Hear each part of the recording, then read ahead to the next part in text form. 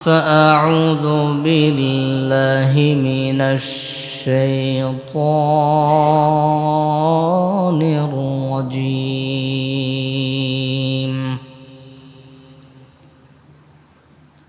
بسم الله الرحمن الرحيم. وإذ قال لقمان لابنه وهو يعظه يا بني لا تشرك بالله إن الشرك لظلم عظيم. وقال صاحب القرآن صلى الله عليه وسلم الظلم ظلمات يوم القيامة. وقال تعالى في شان حبيبه ومحبوبه مخبرا وآمرا إن الله وملائكته يصلون على النبي يا أيها الذين آمنوا صلوا عليه وسلموا تسليما. اللهم صل على محمد وعلى آل محمد كما صليت على إبراهيم وعلى آل إبراهيم إنك حميد مجيد. اللهم بارك على محمد وعلى آل محمد كما باركت على إبراهيم وعلى آل إبراهيم إنك حميد مجيد. الحمد لله. মহান আল্লাহ পাকের দরবারে লাখো কোটি শুকরিয়া জ্ঞাপন করছি, যে মহান মালিক আমাদেরকে ভালোবেসে মহাব্বত করে সুস্থতার নিয়ামত সহকারে জুমার দিন, সপ্তাহের শ্রেষ্ঠ দিন, মুসলমানদের ঈদের দিনে ইবাদতের উদ্দেশ্যে আল্লাহর ঘর মসজিদে আসার মতো, বসার মতো তৌফিক এনায়েত করেছেন। এই জন্য সেই মহান মালিকের দরবারে শুকরিয়া আদায় করছি, বলছি আলহামদুলিল্লাহ।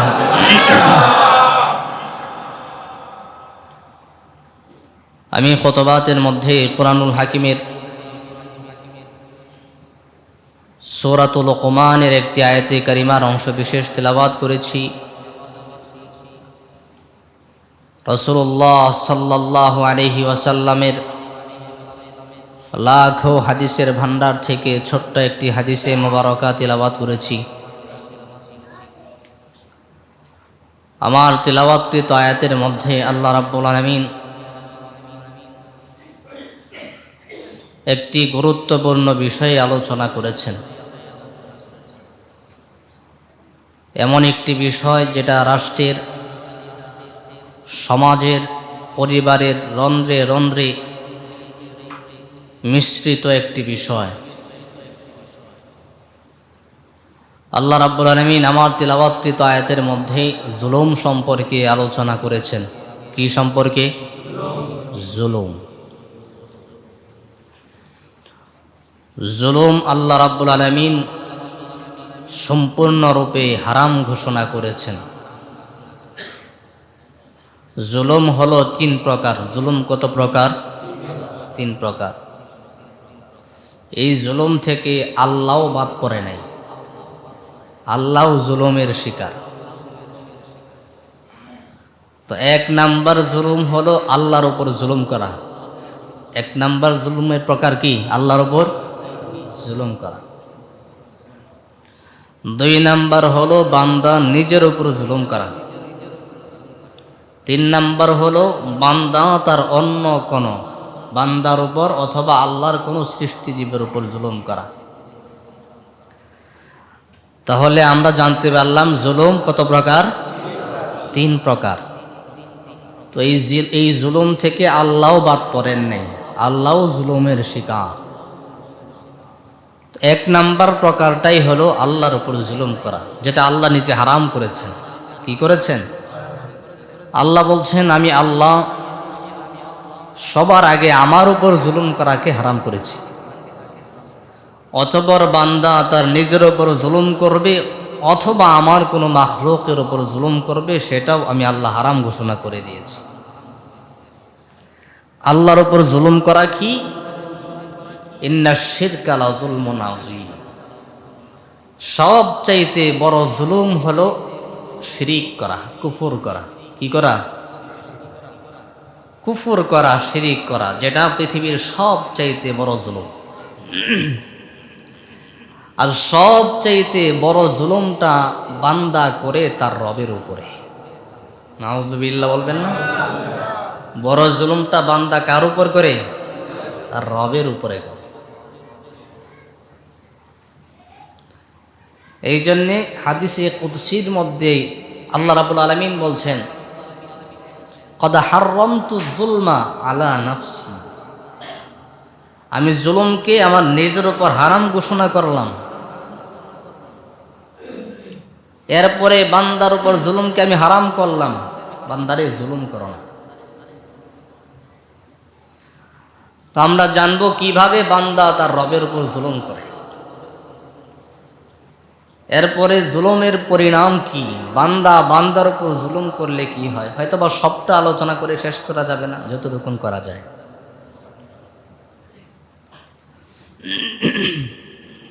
তো 1 নাম্বার জুলুম হলো বান্দা কার উপর জুলুম করে? আল্লাহর উপর। আর সেটা হলো কুফরের মাধ্যমে বান্দা তার রবের উপর জুলুম করে। আর এই জুলুমটা হলো সবচাইতে বড় জুলুম।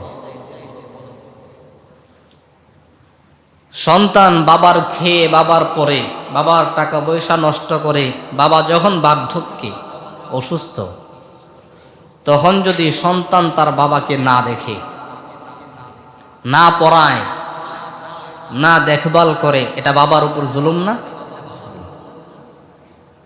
বান্দা যখন তার রবের খেয়ে, রবের পরে, রবের জমিনের মধ্যে থেকে রবের দেওয়া সমস্ত নেয়ামত ভোগ করে রবকে অস্বীকার করে, তখন রবের উপর জুলুম হয়। এই কথাটাই আল্লাহ রাব্বুল আলামিন আলোচনা করছেন। পৃথিবীর বুকে একজন বাবা ছিলেন যিনি আদর্শ বাবা। তার ইন্তেকালের আগে সন্তানদেরকে ডেকে একত্রিত করে সন্তানদেরকে কিছু উপদেশ দিয়েছিলেন যে আমার ইন্তেকালের পরে তোমরা এভাবে চলবা, এই কাজগুলো করবা না, এই পদ্ধতিতে চলবা। বাবার দেওয়া উপদেশগুলো আল্লাহ তাআলার কাছে এত পছন্দ হলো, এত ভালো লাগলো। তিনি একজন সাধারণ বাবা, সাধারণ মানুষ, তিনি কোনো নবী নন। রব্বুল আলামিন এই উপদেশগুলোকে কবুল করে নিয়ে শেষ জামানার নবী মুহাম্মদুর রাসূলুল্লাহ সাল্লাল্লাহু আলাইহি ওয়াসাল্লামের উপর ওই বাবার নামে একটি সূরা নাজিল করে বাবার দেওয়া উপদেশগুলো আয়াত রূপে আল্লাহ নবীজির উপর নাজিল করে দিলেন। তো আল্লাহ যে ওই সাধারণ বাবার অসাধারণ উপদেশগুলো উম্মতে মুহাম্মদের উপর, তার নবীর উপর নাজিল করে দিয়া উম্মতে মুহাম্মদীকে সবক দিলেন, এখানে অবশ্যই শিক্ষা আছে না নাই? চিন্তা করেন, একজন সাধারণ বাবা তার সন্তানকে কিছু উপদেশ দিল, উপদেশগুলো হয়ে গেল অসাধারণ, যেটা আল্লাহ কবুল করে নিলেন। আর এই উপদেশগুলোই আল্লাহ উপদেশ রূপে উম্মতে মুহাম্মদীকে জানায় দিলেন। এই উপদেশগুলো কি কি? আল্লাহ রাব্বুল আলামিন কোরআনুল হাকিমের মধ্যে একটি সূরা নাজিল করলেন, সূরার নামকরণ করলেন সূরাতুল লুকমান। যে বাবার কথা এতক্ষণ আলোচনা করলাম, ওই বাবার নাম ছিলেন লুকমান হাকিম। তিনি ইন্তেকালের আগে তার সন্তানদেরকে ডাকি কিছু উপদেশ দিয়েছিলেন, নসিহা করেছিলেন, ও আমার সন্তানেরা শোনো, আমি বাবা হিসাবে ইন্তেকালের আগে তোমাদেরকে উপদেশ দিয়ে যাচ্ছি, বয়ান করে যাচ্ছি।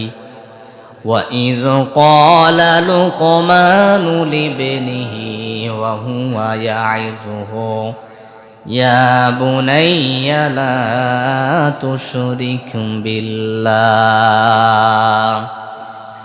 আল্লাহ রাব্বুল আলামিন আলোচনা করলেন, ও হাবিব, স্মরণ করুন ওই সময়ের কথা যখন বাবা লুকমান তার সন্তানকে উপদেশ দিয়েছিল, নসিহা করেছিল, আমার সন্তানেরা, ইয়া বুনাইয়া লা তুশরিক বিল্লাহ, ও আমার পুত্রদ্বয়, তোমরা আল্লাহর সাথে শরীক করো না, আল্লাহর সাথে কুফর করো না। ইন্নাশ শিরকা লাযুলমুন আযীম, কেননা শিরিক হলো, কুফর হলো বড় অন্ধকার, বড় জুলুম। এর চাইতে বড় জুলুম আল্লাহর জমিনের উপর আর কিছুই হতে পারে না। এই শিরিক করা, কুফর করা হলো সবচাইতে বড় জুলুম, বড় অন্ধকার। বাবা তার সন্তানকে উপদেশ দিল, সাধারণ বাবা অসাধারণ উপদেশ দিল। আল্লাহ রাব্বুল আলামিনের কাছে এই সাধারণ বাবার অসাধারণ উপদেশগুলো এত পছন্দ হলো, এত ভালো লাগলো, আল্লাহ তাআলা বাবার দেওয়া উপদেশগুলোকে কবুল করে নিয়া শেষ জামানার নবী মুহাম্মদুর রাসূলুল্লাহ সাল্লাল্লাহু আলাইহি ওয়াসাল্লামের উপর ওই বাবার নামে সূরা নাজিল করলেন, নামকরণ করলেন সূরাতুল লুকমান। আর তার নামে সূরা নাজিল করে দিয়া তার দেওয়া উপদেশগুলো উম্মতে মুহাম্মদের নিকট আয়াত রূপে আমার আল্লাহ সবক দিয়া দিলেন। কি সুন্দর উপদেশ! সন্তানেরা, আমার ইন্তেকালের পরে আল্লাহর সাথে কুফর করবা না, শরীক করবা না। কারণ কুফর করা, শিরিক করা হলো আল্লাহর উপর জুলুম করা, এবং এর চাইতে বড় জুলুম আর কিছুই হতে পারে না। আল্লাহু আকবার। এবার রাব্বুল আলামিন বলেন, ও আমার বান্দারা, যারা আমি আল্লাহর সাথে কুফর করে, আমি আল্লাহর সাথে কুফর করে, জুলুম করে, তারা সবচাইতে বড় জুলুম করে, তাদেরকে আমি আল্লাহ ক্ষমা করব না এবং তাদেরকে আমি আল্লাহ পথ দেখাবো না। রাব্বুল আলামিন বলছেন, ইন্নাল্লাযীনা কাফারু ওয়া যালামু লাম ইয়াকুনিল্লাহ।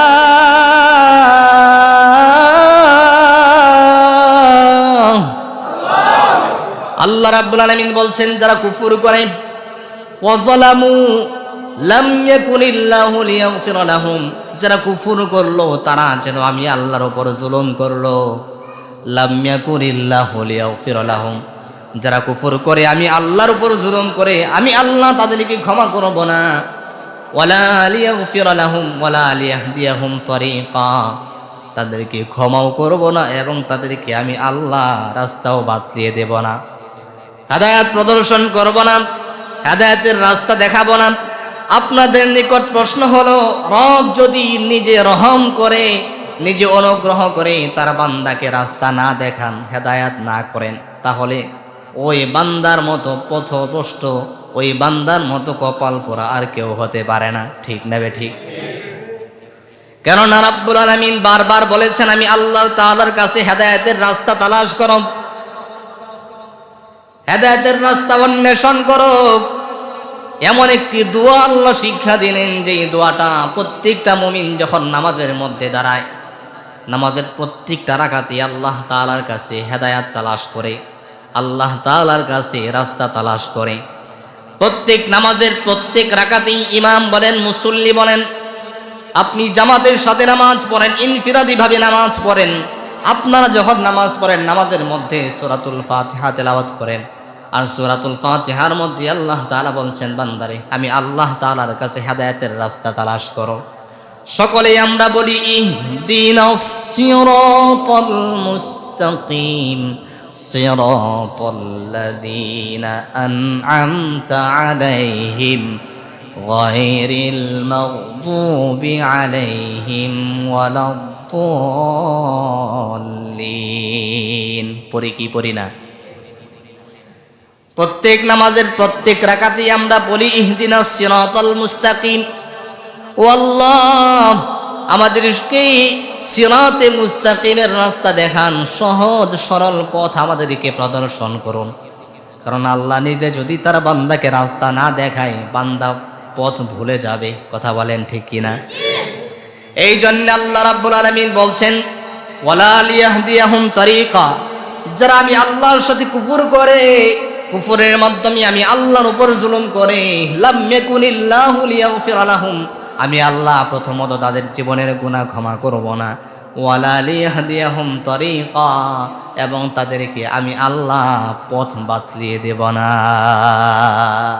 তারা পথভ্রষ্ট হবে, তারা গুমরা হবে।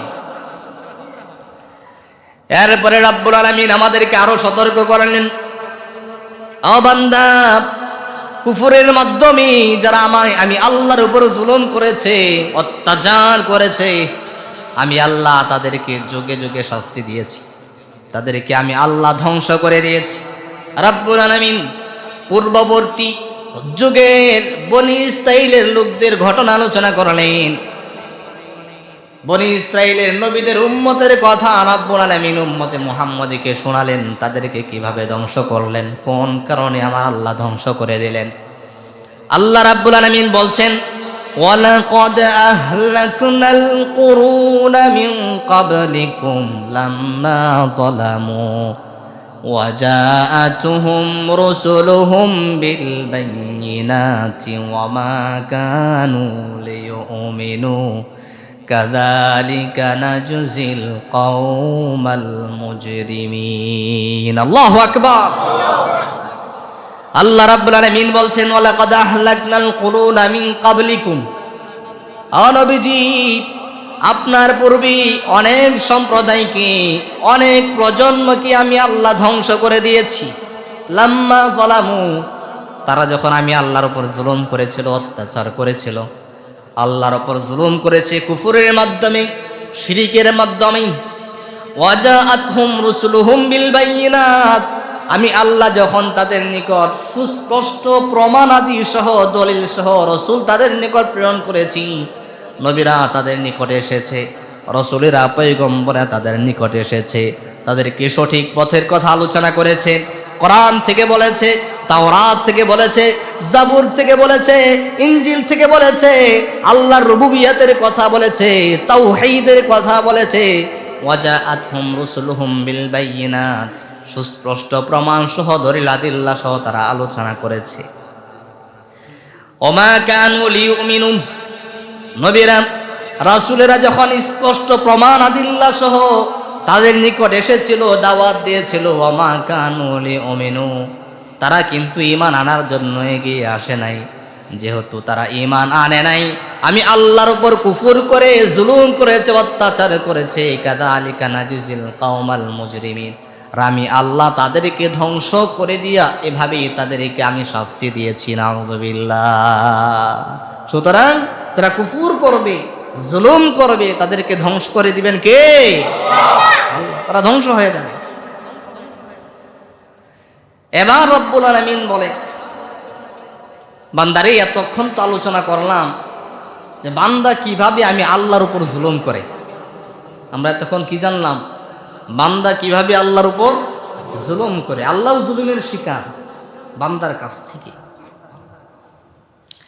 এবার রব্বুল আলামিন বলেন, বান্দা যে আমি আল্লাহর উপর জুলুম করলো, অত্যাচার করলো, আমি আল্লাহ কিন্তু বান্দার উপর জুলুম করব না।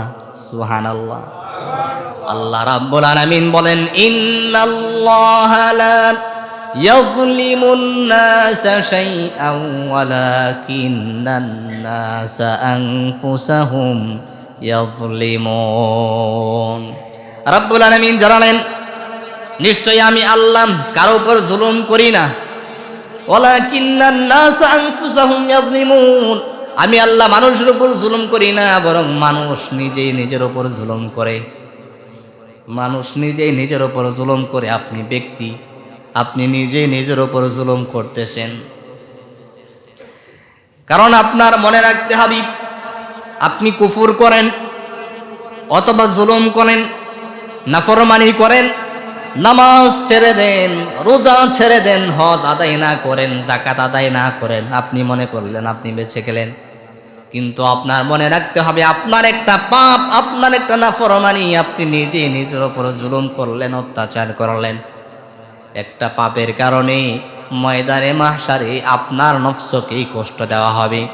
আপনি যদি একবার একটা নাফরমানি করেন, আপনি একবার আপনার নফসের উপর জুলুম করলেন, দ্বিতীয়বার নাফরমানি করলেন, পাপ করলেন, দ্বিতীয়বার আপনি আপনার নফসের উপর জুলুম করলেন, অত্যাচার করলেন, তৃতীয়বার আপনি একটি ইবাদত ছেড়ে দিলেন, আপনি যেন তৃতীয়বার আপনার নফসের উপর জুলুম করলেন। এই জন্য আল্লাহ রাব্বুল আলামিন বলেন, ইন্নাল্লাহা লা ইয়াযলিমুন নাসা শাইআ ওয়ালাকিন্নান নাসা আনফুসাহুম ইয়াযলিমুন। আমি আল্লাহ কারো উপর জুলুম করি না, অত্যাচার করি না, বরং মানুষ এমন উদাসীন, সে নিজেই নিজের উপর জুলুম করে, অত্যাচার করে। এই যে আমি নামাজ ছেড়ে দিলাম, আপনি নামাজ ছেড়ে দিলেন, আল্লাহর সাথে নাফরমানি করলেন, এতে কি আপনি বেঁচে গেলেন বা আপনার কোনো সফলতা আছে এখানে? নাকি এই নামাজ ছেড়ে দেওয়ার কারণে ময়দানে মাহশারে আবার আপনাকে আগুনে পড়তে হবে? ঠিক নেবে ঠিক? তো আল্লাহ বলছেন, মানুষ নিজেই তার নিজের উপর জুলুম করে, অত্যাচার করে। একবার পাপ করলো, সে একবার তার নিজের উপর জুলুম করলো। দুইবার পাপ করলো, সে দুইবার তার নিজের উপর জুলুম করলো। মানুষ বড়ই উদাসীন, বড়ই গাফেল। এবার আল্লাহ রাব্বুল আলামিন বলেন, বান্দা নিজে নিজের উপর জুলুম করে, অত্যাচার করে, কিন্তু আমি আল্লাহ বান্দার উপর জুলুমও করি না, অত্যাচারও করি না। আমি আল্লাহ সিদ্ধান্ত, চূড়ান্ত সিদ্ধান্ত, আমি আল্লাহ যা বলে দিয়েছি তাই হবে। আমি আল্লাহ যে দুনিয়াতে ঘোষণা করলাম, বান্দার উপর বিন্দু পরিমাণ জুলুম করব না, অত্যাচার করব না, আমার কথার কিন্তু নড়চড় হবে না। নির্বাচনের আগে একরকম বলবো, নির্বাচনের পরে আরেক রকম করবো, এমন হবে না। দুনিয়াতে বলবো একটা, ময়দানে মাহশারে করবো একটা, এমনটা কিন্তু আমি আল্লাহর কাছে তোমরা পাবা না। যা বলেছি তাই করব, বিন্দু মাত্র পরিমাণ এদিক সেদিক হবে না। বলেছেন কে? আল্লাহ রাব্বুল আলামিন বলছেন, মা ইউবাদদালুল কাওলু লাদাইয়া ওয়া মা আনা বিযাল্লামিল লিল আবিদ।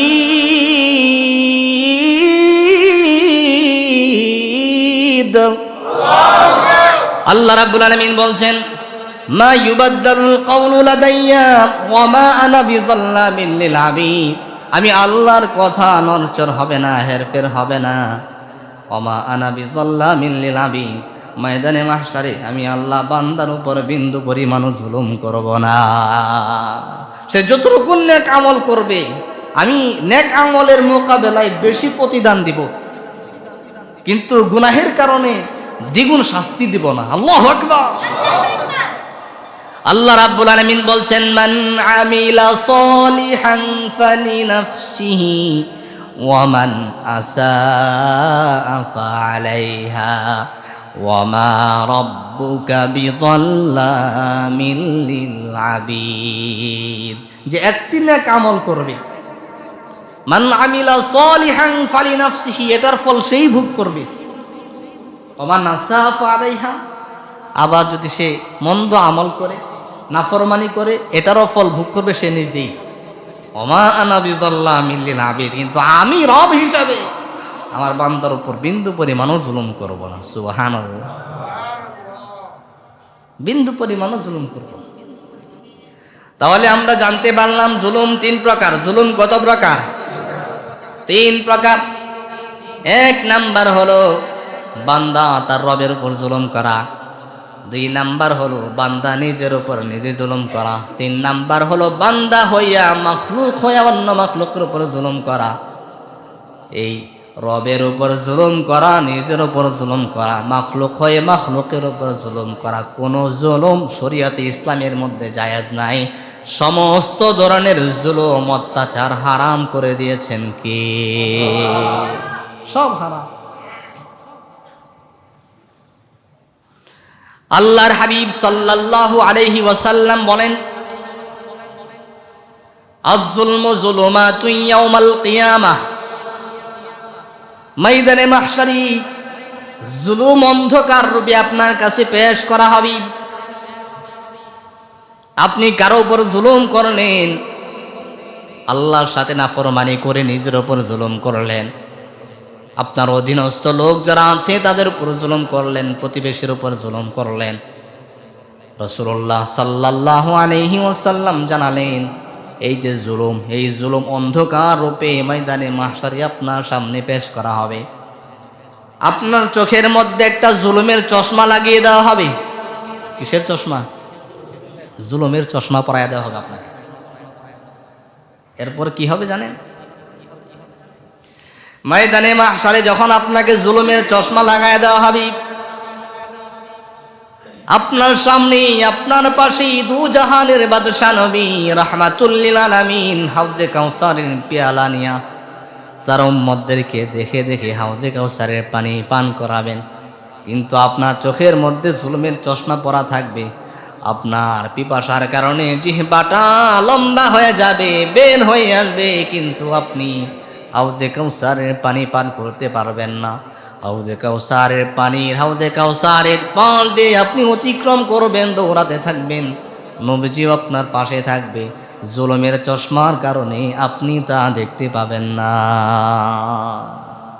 নবীজি শাফাআত করবেন, কিন্তু জুলুমের চশমা আপনার চোখের মধ্যে আল্লাহ লাগাই দিবেন, আপনি দেখবেন না। দেখবেন বাংলাদেশে র্যাব যখন কোনো আসামিকে গ্রেফতার করে, তখন হয়তো কালো একটা কাপড় দিয়ে চোখ বেঁধে নেয়, অথবা কালো একটা চশমা পরায় দেয়। জানেন না? গাড়িতে উঠানোর সাথে সাথে কি করে? কালো একটা চশমা পরায় দেয়। এরপরে গাড়িতে উত্তম মাধ্যম কিছু দেয়। কে দেয়, কিভাবে দেয়, এবং আপনার গন্তব্যস্থল কোথায়, কোথায় নিয়ে যাচ্ছে আপনি নিজে জানবেন না। তো আল্লাহ ময়দানে মাহশারে দুনিয়াতে যারা জুলুম করত, অত্যাচার করত, তাদেরকে কি করবেন? জুলুমের চশমা পরাই দেবেন। আয-যুলমু যুলুমাতুন ইয়াউমাল কিয়ামাহ, জুলুম ময়দানে মাহশারে অন্ধকার রূপে আপনার সামনে পেশ করা হবে, আপনি কিছুই দেখবেন না। নবীজি শাফাআত করবে, আপনি দেখবেন না। নবীজি হাউজে কাউসারের পেয়ালা হাতে নিয়ে দাঁড়িয়ে থাকবে, আপনি দেখবেন না। আল্লাহর হাবিব সাল্লাল্লাহু আলাইহি ওয়াসাল্লাম হযরত মুআজ রাদিয়াল্লাহু তাআলা আনহু কি যখন ইয়ামানের গভর্নর হিসাবে প্রেরণ করবেন, তখন তাকে কিছু উপদেশ দিলেন। রাসূল সাল্লাল্লাহু আলাইহি ওয়াসাল্লাম হযরত মুআজ রাদিয়াল্লাহু তাআলা আনহুকে ডাকলেন, ডাইকে উপদেশ দিলেন, ইয়া মুআজ ইত্তাকি দাওয়াতাল মাজলুম। ও মুআজ, দাওয়াতাল মাজলুম তথা মাজলুমের বদদুয়াকে ভয় করবা। ফা ইন্নাহা লাইসা বাইনাহুমা ওয়া বাইনাল্লাহি হিজাব। রাসূল সাল্লাল্লাহু আলাইহি ওয়াসাল্লাম জানালেন, কেননা মাজলুমের দোয়া, মাজলুমের বদদুয়া আর আল্লাহর মাঝখানে কোনো হেজাব থাকে না, কোনো পর্দা থাকে না। মাজলুম যখন আল্লাহর আদালতে সে জালেমের ব্যাপারে বদদুয়া করে, আল্লাহর আদালতে যখন নাকি সে বিচার দায়ের করে, রাব্বুল আলামিন সঙ্গে সঙ্গে মাজলুমের দোয়া কবুল করে নেয়। ইত্তাকি দাওয়াতাল মাজলুম, মাজলুমের বদদুয়াকে ভয় করবা, এটা খুব ভয়ঙ্কর। একজন জেলের ঘটনা আপনাদেরকে শোনাই। কিতাবের মধ্যে মুসান্নিফ রাহমাতুল্লাহি আলাইহি একটি ঘটনা লিখলেন। একজন জেলে যে প্রতিদিন নদীর মধ্যে, সাগরের মধ্যে জাল দিয়া মাছ ধরে, এই মাছ বাজারের মধ্যে বিক্রি করে তারপর সংসার চালায়। প্রথম দিন মাছ ধরতে গেলেন, মাছ পেলেন না। দ্বিতীয় দিন মাছ ধরতে গেলেন, মাছ পেলেন না। তৃতীয় দিন মাছ ধরতে গেলেন, একটা বোয়াল মাছ পাইলেন। এই বোয়াল মাছ পাওয়ার পরে আপনার মতো আমার মতো একজন যুবক মানুষ, যার ক্ষমতাও আছে, শক্তিও আছে, সব কিছুই আছে, ওই জেলের কাছে গেলেন। জেলেকে বললেন, জেলে মাছ পাইলা নাকি? বলে, হ্যাঁ মাছ পাইলাম, একটা বোয়াল মাছ পেয়েছি, এটা বাজারের মধ্যে বিক্রি করব, সংসার চালাবো। যুবক ক্ষমতা প্রদর্শন করে, শক্তি প্রদর্শন করে, টাকা না দিয়া ওই জেলের থেকে সে মাছটা ছিনিয়ে নেওয়া গেল। তরতাজা বোয়াল মাছ। বোয়াল মাছের দাঁতগুলো দেখবেন চরণীর মতো চোকা চোকা। ওই বোয়াল মাছ, জীবন্ত মাছটা ওই যুবকের হাতের মধ্যে কামড় মানে ধরলো। বাড়িতে নিয়ে গেল, কিন্তু বোয়াল মাছ ছাড়ে না। টান দিয়ে যখন ছড়াইতে গেল, তখন ওই বোয়াল মাছের দাঁতির কাটা আঁচড় লেগে রক্তপাত হয়ে গেল। রাত্রে মাছ খেলো, কিন্তু রাত্রিবেলায় ওই যুবকের হাতের মধ্যে ব্যথায় অস্থির হয়ে গেল। প্রাথমিক চিকিৎসা গ্রহণ করলো, স্বাস্থ্য কমপ্লেক্সের মধ্যে গেল, সেখানে কোনো চিকিৎসা পেল না।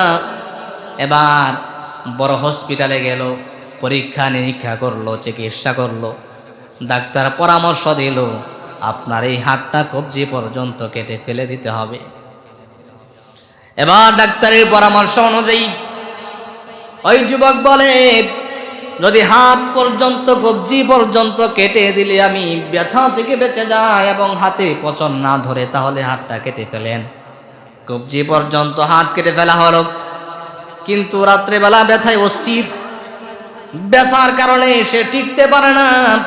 ডাক্তারের কাছে আবার গেল, ডাক্তারকে গিয়ে বলল, আমি ব্যথায় অস্থির হয়ে যাচ্ছি, কি করা যায়? ডাক্তার বললেন, আপনার হাত কোনোই পর্যন্ত কেটে ফেলে দিতে হবে, আর না হয় এটার পচন ধরতে ধরতে ক্যান্সার হয়ে যাবে। ডাক্তারের পরামর্শ অনুযায়ী কোনোই পর্যন্ত হাত কেটে ফেলল, কিন্তু তারপরেও ব্যথা কমে না, ব্যথায় অস্থির হয়ে গেল। মুসলিম চিকিৎসক ডাক্তার এবার বলে, তোমার যে চিকিৎসা করলাম, পরীক্ষা নিরীক্ষা করলাম, এমন হওয়ার কথা না। তোমার নিকট আমি সঠিক তথ্য জানতে চাই, এই ঘটনা কিভাবে ঘটলো, বিস্তারিত বর্ণনা করে শোনাও। এবার যুবক বলে, আমি একজন জেলের পর জুলুম করেছি, টাকা পয়সা না দিয়া তার বোয়াল মাছ ছিনিয়ে আনলাম, এভাবে বোয়াল মাছের দাঁতের আঁচড় লেগে এই ঘটনা ঘটেছে। এবার ডাক্তার ডাক দিয়া বলে, আমি কেন, আমার বাবাও যদি তোমার চিকিৎসা করে, তুমি সুস্থ হবা না যতক্ষণ না পর্যন্ত ওই জেলে তোমাকে ক্ষমা না করবে।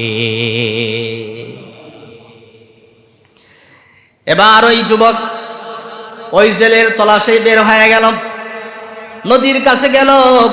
নদীর কাছে যাইয়া দেখে ওই জেলেটি মাছ ধরতেছে। যখন নাকি যুবককে দেখলো, জেলে দৌড়াতে আরম্ভ করলো। তার মনের ভিতরে ভয়, আজকেও বুঝি আমার মাছ চেয়ে ছিনিয়ে নিয়ে যাবে। যুবকও দৌড়ায়, জেলেও দৌড়ায়, যুবকও দৌড়ায়, জেলেও দৌড়ায়। এক পর্যায়ে যুবকটি জেলের সামনে গিয়ে বলতেছে, তোমার মাছ ছিনিয়ে নেব না, তুমি দাঁড়াও, তোমার নিকট আমি একটা তথ্য জানতে চাই। এবার যুবক ডাক দেয়া বলে, ওই দিন যে আমি তোমার হাত থেকে মাছটি ছিনিয়ে নিলাম, তুমি ওই নদীর পাশে দাঁড়ায়া তুমি আল্লাহর কাছে আমার ব্যাপারে কোনো বদদুয়া করলা নাকি?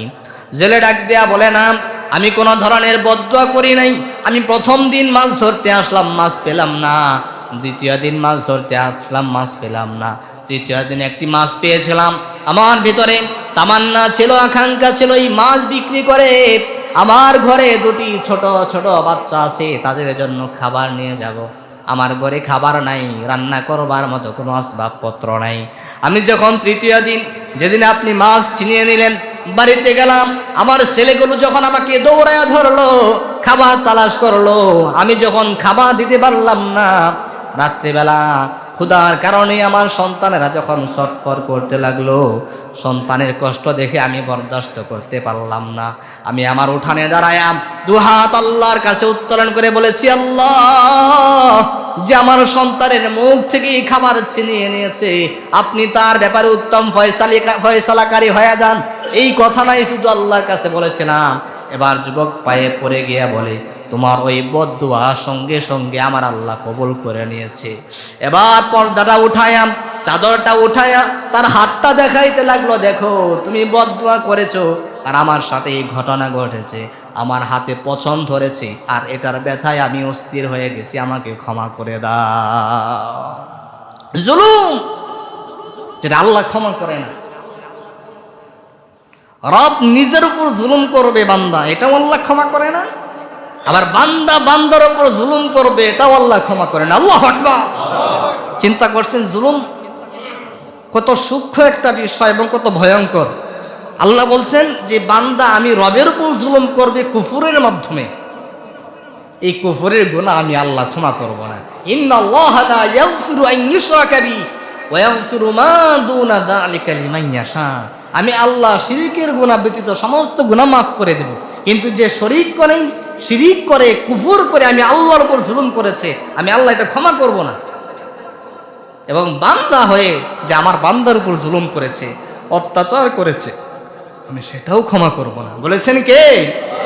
এই জন্য জুলুম করা যাবে, অত্যাচার করা যাবে? করা যাবে না। এই জুলুম অত্যাচার আমার রাষ্ট্রের রন্ধ্রে রন্ধ্রে, আমার সমাজের রন্ধ্রে রন্ধ্রে, এমনকি আমার পরিবারের মধ্যেও ঢুকে গেছে। ভাই হয়ে ভাইয়ের উপর জুলুম করছে, ভাই বোনের উপর জুলুম করছে, বোন ভাইয়ের উপর জুলুম করছে, প্রতিবেশী হয়ে প্রতিবেশীর উপর জুলুম করছে। আছে না নাই? একটা কমন জুলুমের কথা বলি, মানুষ মানুষকে ডেকেও জুলুম করে। একজনের নাম জামাল, আপনি ডাকলেন জামাইল্লা। একজনের নাম কামাল, আপনি ডাকলেন কামাইল্লা। আপনি জুলুম করছেন। একজনের নাম আব্দুল্লাহ, আপনি আব্দুল্লাহ। এই কথা বলেছেন কে? আল্লাহ বলছেন বিসাল ইসমুল ফুসুক বাদাল ঈমান ওয়া মান লাম ইয়াতুব ফাউলাইকা হুমুজ জালিমুন। ঈমান আনার পরে একজন মুমিনকে, একজন মুসলমানকে আপনি যদি নামও ব্যঙ্গ করে ডাকেন, আপনি তার উপর জুলুম করছেন। আপনি জানেন আপনি তওবা না করলে আল্লাহ আপনাকে ক্ষমা করবে না। সুবহানাল্লাহ বলেন। ইসলাম কত সুন্দর। ঈমান আনার পরে একজন মুসলমানকে আপনি নামটাকে একটু ব্যঙ্গ করে ডাকবেন, আল্লাহ বলছেন এটাও ওই মুমিনের উপর সে জুলুম করলো আর সে জালেমে পরিণত হলো। পরিণাম কি হবে? ময়দানে মাহশারে আল্লাহর আদালতে আপনিও দাঁড়াবেন, যার উপর জুলুম করলেন সেও দাঁড়াবে। কিন্তু ময়দানে মাহশারে কি টাকা পয়সার লেনদেন চলবে? হ্যাঁ, দুনিয়াতে টাকা দিয়ে অনেক কিছু করা যায়, কিন্তু আল্লাহর আদালতে কি টাকা পয়সার লেনদেন দিয়ে কোনো কিছু হবে? হবে না। তখন কি করতে হবে? আল্লাহ রাব্বুল আলামিন আপনাদের মাঝে সমঝোতার কথা বলবেন যে বান্দা বান্দার উপর জুলুম করছে, আব্দুল্লাহ আব্দুর রহমানের উপর জুলুম করছে। এখন আমি আল্লাহ সেই ক্ষমতা আছে ক্ষমা করে দেওয়ার, কিন্তু আমি এটা ক্ষমা করব না। কেন ক্ষমা করব না? আমি যদি আব্দুল্লাহকে ক্ষমা করে দেই, আব্দুর রহমান আমি আল্লাহর সিদ্ধান্তের উপর হস্তক্ষেপ করে বলবে আল্লাহ সে তো জুলুম করছে আমার উপর, তুমি ক্ষমা করলা কেন? আল্লাহ তো এতটুকু কোনো অভিযোগের পাত্র হবেন না। সুবহানাল্লাহ। তখন আল্লাহ সমঝোতার কথা বলবেন। সমঝোতা কি? যাও আব্দুল্লাহ গিয়ে আব্দুর রহমানের কাছে ক্ষমা চাও, কিন্তু সেদিন এভাবে কেউ ক্ষমা করবে না। লেনদেন হবে। লেনদেন কিভাবে? নেকের মাধ্যমে লেনদেন হবে। আব্দুল্লাহ বলবে ঠিক আছে, তুমি আমাকে আব্দুল্লাহ বলে গালি দিছিলা, আমার উপর বিন্দু মাত্র জুলুম করছিলা, এখন ঠিক আছে তোমার নেক দাও। এভাবে একজন জালেম মানুষকে নেক বন্টন করতে করতে সমস্ত নেক তার শেষ হয়ে যাবে। তারপরও পাওনাদার মাজলুম ব্যক্তির অভাব হবে না। তখন আল্লাহ বলবেন ঠিক আছে, এখন তার যে গুনাহ আছে, তার যে বদ আমল আছে, বদ আমলের গুনাহের পাল্লা, গুনাহের বোঝা তোমার উপর চাপায় নাও সমপরিমাণ। নাউযুবিল্লাহ বলেন। এই জন্য কাউকে নাম ব্যঙ্গ করে ডাকা, কারোর সমালোচনা করা, ছগলকরি করা, বিন্দু পরিমাণ জাররা পরিমাণ কারো উপর জুলুম করা, এটা সবটাই নিজের ক্ষতি। কার ক্ষতি? ইন্নাল্লাহা লা ইয়াযলিমু মিসকালা যাররা ওয়া ইন তাকু হাসানাতান ইউযাইফহা ওয়া ইউতি মিন লাদুনহু আজরান আযীম। জাররা থেকে জাররা পরিমাণ যদি জুলুম করা হয় সেটার পরিণাম আমারই ভোগ করতে হবে। এই জন্যে জ্ঞান থাকা সত্ত্বেও একজন সচেতন মানুষ হয়ে আমরা আজকে থেকে কেউ কারো উপর কোনো ধরনের জুলুম করব না ইনশাআল্লাহ। আর আল্লাহর সাথে তো কোনোভাবেই জুলুম করা যাবে না। আল্লাহর সাথে বান্দা কিভাবে জুলুম করে? কুফরের মাধ্যমে। কিভাবে? কুফরের মাধ্যমে। আর কুফর আমরা অনেকভাবেই করি। আমার দোকানটা যদি না থাকতো তাহলে তো আমার না খেয়ে মরতে হতো। হুজুর, আমার সন্তানরা যদি বিদেশ না যাইতো তাহলে তো আমার চলার আর কোনো রাস্তা ছিল না। আমার গাভীটা যদি বাচ্চা না দিত, দুধ না দিত, তাহলে তো এই রমজানে আর দুধ খাইতেই পারতাম না। নাউজুবিল্লাহ বলে। কত কঠিন কথা, যেখানে আল্লাহ আপনার রিজিকের জিম্মাদার, যেখানে আল্লাহ আপনার রিজিকের জিম্মাদার। হযরতে সুলাইমান আলাইহিস সালাতু ওয়াস সালামের ছোট্ট একটি ঘটনা বলেই আলোচনা শেষ করছি।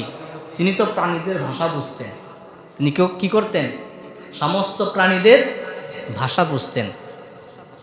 হযরতে সুলাইমান আলাইহিস সালাতু ওয়াস সালাম একদিন দেখলেন একটা ছোট্ট পিপীলিকা সাগরের পার দিয়ে যাচ্ছিল। তার মুখের মধ্যে একটু খাবার। তার মুখের মধ্যে কি? একটু খাবার। হঠাৎ করে একটা মাছ এসে এই পিপীলিকাটাকে খেয়ে ফেললো। কি করলো? খেয়ে ফেললো। কিছুক্ষণ পরে দেখে সেম আরেকটা মাছ পিপীলিকাটাকে এসে ছেড়ে দিল, কিন্তু পিপীলিকার মুখে খাবারটা নেই। কি নেই? খাবারটা নেই। হযরতে সুলাইমান আলাইহিস সালাতু ওয়াস সালাম আশ্চর্য হলেন, কি ব্যাপার? একটা পিপীলিকা যার মুখে খাবার, একটা মাছ তাকে গিলে ফেললো, আবার জীবিত সে উঠে আসলো, কিন্তু তার মুখে খাবারটা নেই। পিপীলিকাকে জিজ্ঞাসা করলেন, কি ব্যাপার, ঘটনা কি? পিপীলিকা বলতেছে, আমি প্রতিদিন এই সময় এসে আমি দুনিয়া থেকে আমার চেনা রাস্তা থেকে খাবার তালাশ করে করে এখানে আসি, একটা মাছ আমাকে এভাবে নিয়ে যায় গিলে ফেলে, আবার সমুদ্রের তলে দেশে গিয়ে আমাকে ছেড়ে দেয়। সমুদ্রের তলে দেশে আল্লাহর একটা প্রাণী আছে যেটা অন্ধ, যে নিজের খাবার নিজে তালাশ করতে পারে না, এই মাছটা নিয়ে আমাকে ওখানে ছেড়ে দেয়, আর আমার মুখের ভিতর যে খাবারটা আছে যেটা আমি নিয়ে যাই, ওই অন্ধ প্রাণীটাকে আমি খাইয়ে দেই, এরপরে এই মাছটা এনে আমাকে ছেড়ে দেয়। আল্লাহ প্রতিদিন আমার মাধ্যমে ওই অন্ধ প্রাণীটার খাবারের ব্যবস্থা করেন, যেটা অন্ধ সমুদ্রের গভীর তলদেশে যে অবস্থান করে।